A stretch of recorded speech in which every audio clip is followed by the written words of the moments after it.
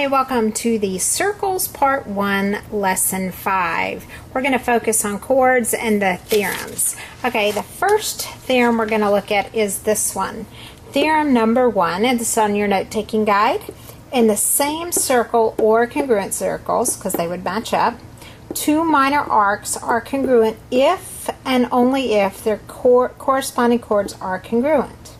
Okay, that means two things, okay?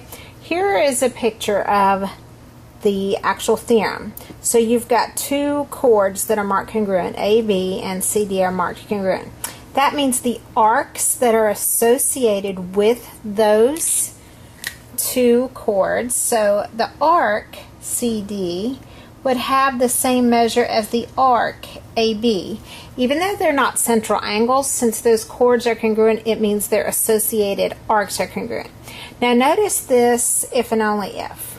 Well, when you use, if you think back to reasoning, if and only if, it means you can say it both directions. So the arcs are congruent if the chords are congruent, and the chords are congruent if the arcs are congruent. So you can know either piece of information and then deduct the opposite. So if you know the arcs, you can say the chords are congruent. If you know the chords, then you can say the arcs are congruent. Okay, so let's look at a couple of the practice problems here. The first one says GH has a measure of 100. So this arc over here measures 100. What is the arc IJ? Well, that's very simple. It's just a basic concept. Congruent chords, congruent arcs. So the first one is IJ is 100. Pretty simple. Okay, so let's look at the second one. The second one, we've got a little more information. Let me erase that because we've got the same diagram, just different information.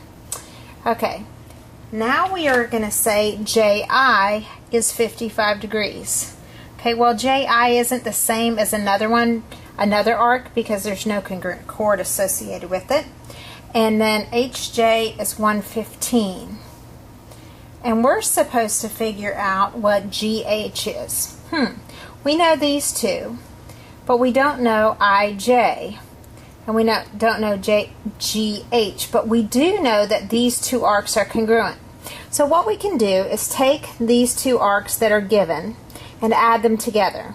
So 115 plus 55.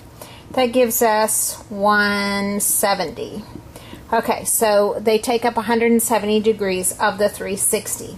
Now we know we have 360 degrees, so we can take that 170 and subtract it.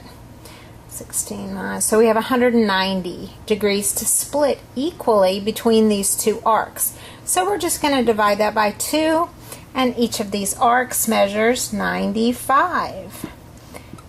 And so that's number 2. 95 is the measure of GH.